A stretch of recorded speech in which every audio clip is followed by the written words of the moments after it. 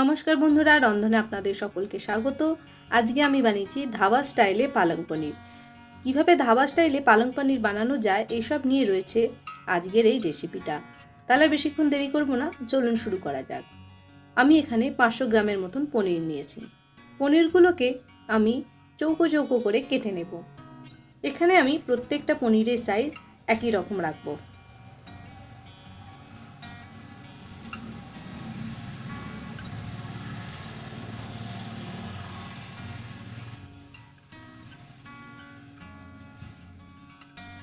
পনিরগুলো আমি একই রকম কেটে নিয়েছি।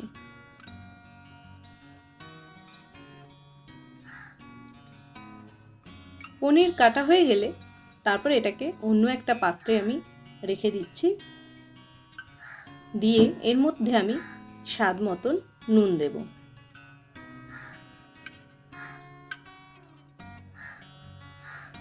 যাতে নুনটা পনিরের ভেতরে ভালো করে ঢুকে যায়। এইভাবে একটু নাড়িয়ে নিতে হবে যাতে প্রত্যেকটা পনিরের গায়ে নুন থাকে আর পনিরগুলো ভেঙে না যায়। এবার আমি একটা গোটা পেঁয়াজ নিলাম। পেঁয়াজটাকে ছোট ছোট টুকরো করে কেটে নেব।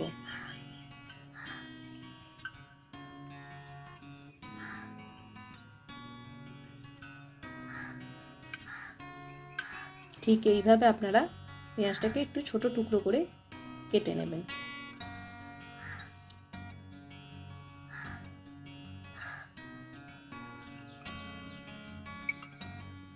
এবার স্বাদ অনুসারে আপনারা কতটা ঝাল খেতে ভালোবাসেন সেই অনুসারে লঙ্কা নেবেন।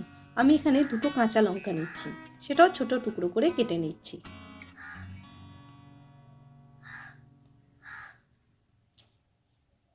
আর নিচ্ছি 10টা রসুনের কোয়া। প্রথমে খোসা ছাড়িয়ে নেব। খোসা ছাড়ানো হয়ে গেলে রসুনের কোয়াগুলোকে এরকম ছোট ছোট টুকরো করে কেটে নেব। এবার রসুন কাটা হয়ে গেলে আমি এখানে একটা টমেটো নিচ্ছি, যার অর্ধেকটা আমি কেটে নেব।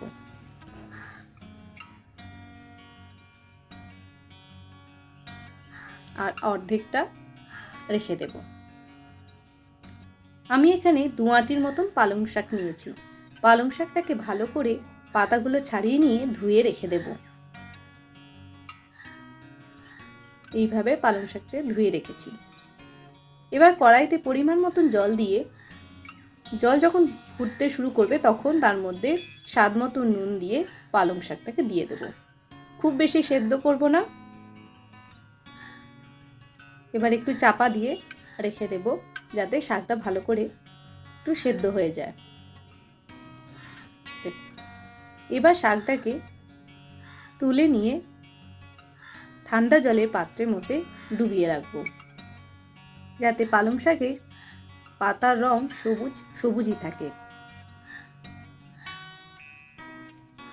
দেখুন, তুলে নিয়ে আমি ঠান্ডা পাত্রে দিয়ে দিলাম। পালং পনির যখন বানাবো তখন এর রং খুব সুন্দর হবে। এবার জল ঝরিয়ে নিয়ে মিক্সচার গ্রাইন্ডার পাত্রের মধ্যে আমি শাকটাকে দিয়ে দেব। আর একটা কাঁচা লঙ্কা ভেঙে দিয়ে দিচ্ছি ঝালের জন্য। দিয়ে এরকম একটা স্মুথ পেস্ট তৈরি করে নেব।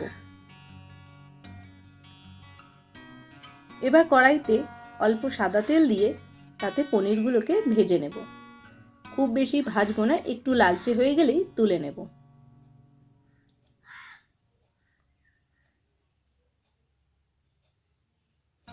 দেখুন, অল্প একটু লালচে করে ভেজে তুলে নিচ্ছি।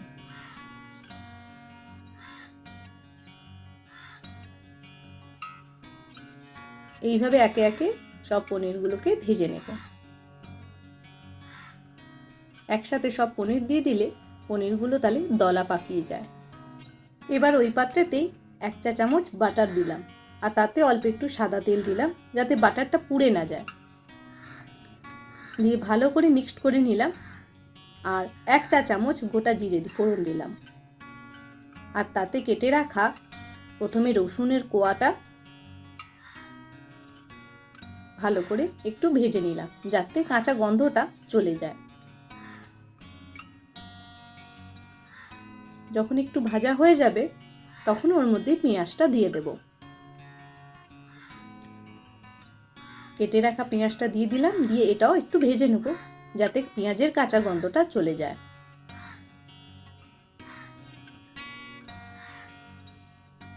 এইভাবে 1 মিনিটের মতন একটু নাড়িয়ে নেব, দেওয়ার পর কাঁচা লঙ্কা দিয়ে দেব আর সবশেষে টমেটোটা দেব। সব একসাথে ভালো করে একটু ভেজে নেব। পেঁয়াজ একটু লালচে ভাব এসে গেলেই তারপর এর মধ্যে বেটে রাখা পালং শাকটা সেটা দিয়ে দেব।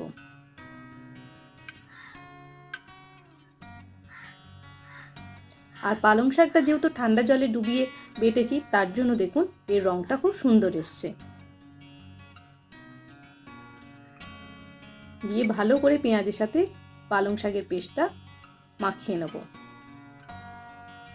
নিয়ে একটু কষতে থাকবো। পালং শাকের যখন কাঁচা গন্ধটা চলে যাবে তারপরে এর মধ্যে 3 ভাগের 1 ভাগ চা চামচ হলুদ গুঁড়ো, হাফ চা চামচ লঙ্কা গুঁড়ো আর 1 চা চামচ গোলমরিচ গুঁড়ো, স্বাদ মতো নুন আর 3 ভাগের 1 ভাগ চা চামচের মতন চিনি দিলাম। দিয়ে ভালো করে মিশিয়ে নেব, মিশিয়ে নিয়ে একটু কষতে থাকবো।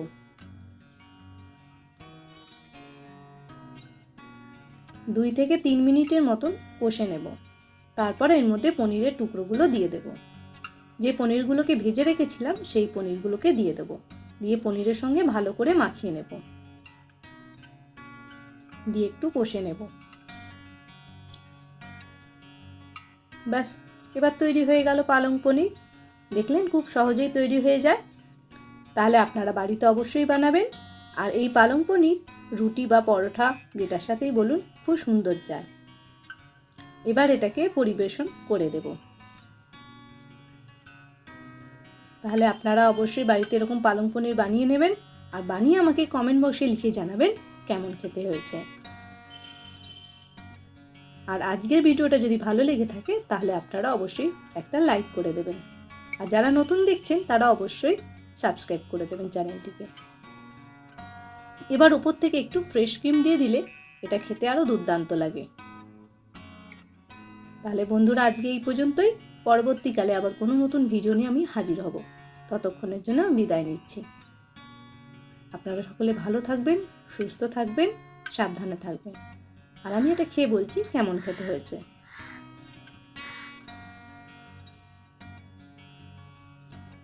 এটা দুর্দান্ত খেতে লাগছে। অবশ্যই আপনারা বানাবেন আর বানিয়ে আমাকে জানাবেন। ধন্যবাদ।